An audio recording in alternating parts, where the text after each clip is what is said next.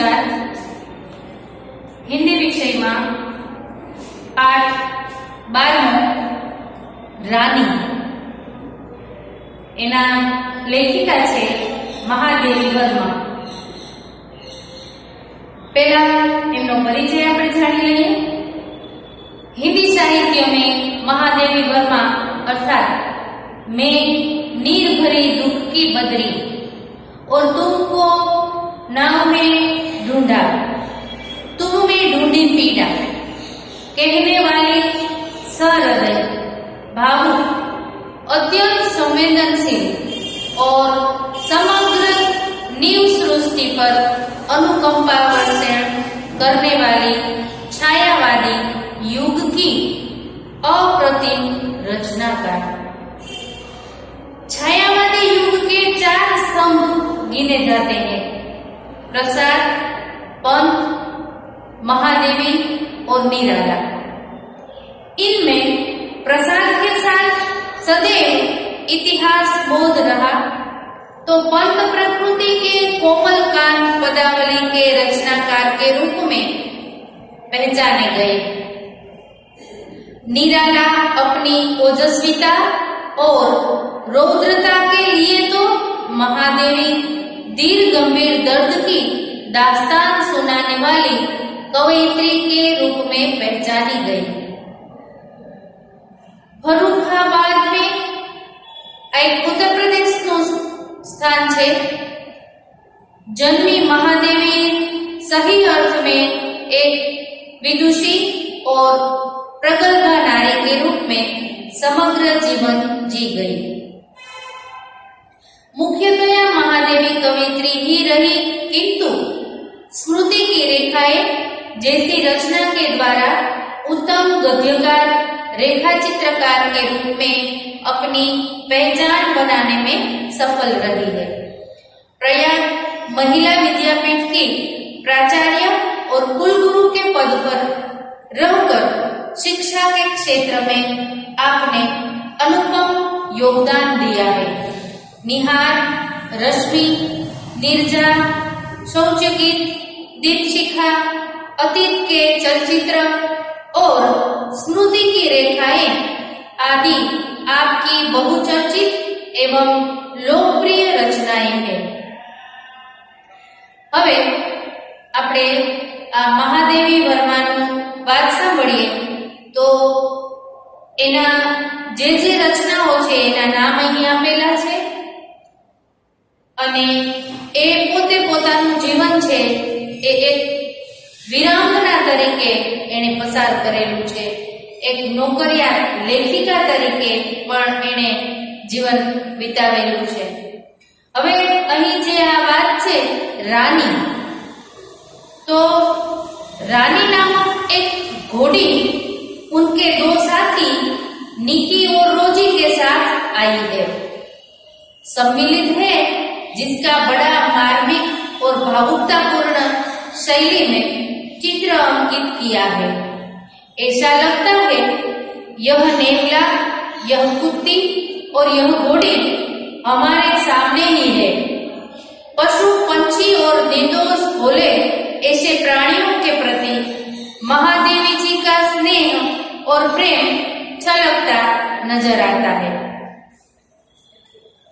અહીં આ પાઠમાં જે આ રાની નામનું એ પાત્ર છે એ એક ઘોડીનું નામ રાની આપવામાં આવેલું છે. આ પાઠ છે એક રેખાચિત્ર પ્રકારનો આ પાઠ છે. સૌથી પહેલા આ પાઠમાં આવતા શબ્દાર્થ અને ટિપ્પણી આપણે સમજી લઈએ.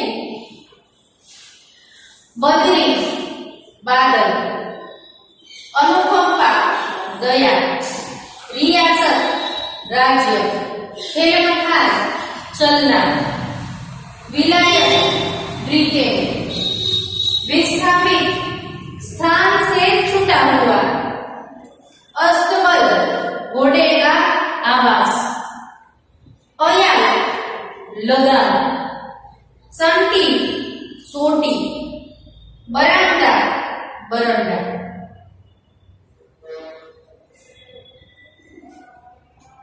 रियासत होने के कारण इंदौर में शानदार घोड़ों और सवारों का आधिक्य था। इसके अतिरिक्त हम अंग्रेजों के बच्चों को छोटे टट्टुओं या सफेद गधों पर घूमते देखते थे। रामा की कहानियों में तो राजा अपराधियों को गधे पर चढ़ाकर देश निकाला देते थे। इन्हें गधों पर बैठकर प्रसन्नता से घूमते देखकर विश्वास करना कठिन था कि इन्हें दंड मिला है। रामा के पास हमारी जिज्ञासा का समाधान था। इन्हें विलायत में गधे पर बैठने का दंड देकर भारत भेजा गया है, क्योंकि वहां यह वाहन नहीं है। एक दिन हम तीनों ने बाबूजी को मौखिक स्मृति पत्र दिया कि हमारे पास छोटा घोड़ा न रहना अन्याय की बात है। यदि अन्य बच्चों को घोड़े पर बैठने का अधिकार है तो हमें भी वह अधिकार मिलना चाहिए। बाबूजी ने हंसते हुए पूछा, सफेद टट्टू पर बैठोगे? तुम कहो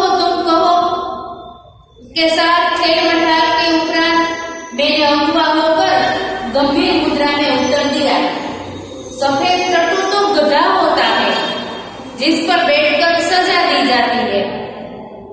पता नहीं हमारे ज्ञान के भजस्त्र स्तोत्र रामा की बाबूजी ने डांटा या नहीं, परंतु कुछ दिन बाद हमने देखा कि एक छोटा सा चॉकलेटी रंग का टट्टू आंगन के पश्चिम वाले बरामदे में बांधा गया।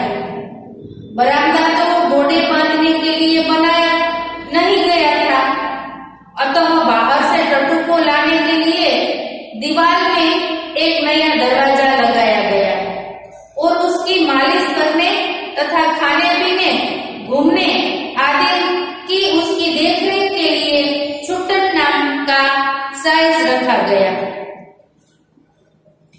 छुट्टन છે એ ઘોડાની દેખભાળ કરવા વાળો વ્યક્તિ છે।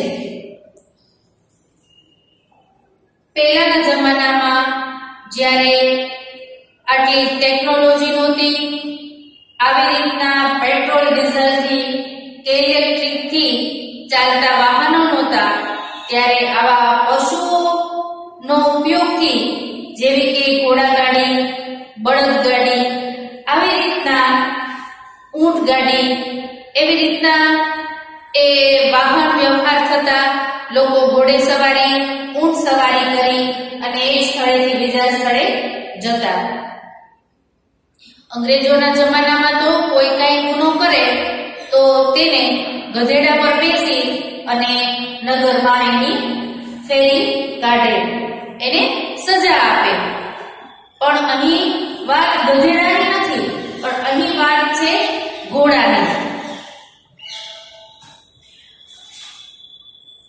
अब तो हम उसे छोटे टट्टू से बहुत प्रभावित और आकर्षित हुए। हमारे तथा हमारे अन्य साथी जीवों के लिए न मकान में कोई परिवर्तन हुआ, न कोई विशेष नौकर रखा गया।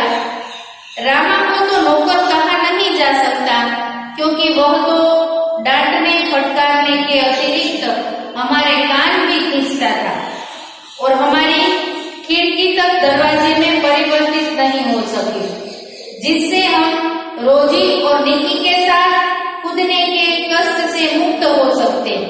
बाबूजी से यह सुनकर भी कि वह टट्टू हमारी सवारी के लिए आया है, हम सब 4-5 दिन उससे रुष्ट और अप्रसन्न ही घूमते रहे, परंतु अंत में उसने हमारी मित्रता प्राप्त कर ली। रामा से उसका नाम पूछने पर ज्ञात हुआ कि उसे ताज रानी कहकर पुकारा जाता है। ताजमहल का चित्र हमने देखा था और रामा और कल्लू को माँ की सभी कहानियों में रानी के सुख दुख की गाथा सुनते सुनते हम उसके प्रति बड़े सदैव हो गए थे। ताजमहल जैसे भवन की रानी होने पर भी यह वहां से कहानी की रानी की तरह निकाल दी गई है। यह कल्पना करते ही हमारी सारी ईर्षा और सारा रोष करुणा से पिघल गया और हम उसे और अधिक आराम देने के उपाय सोचने लगे।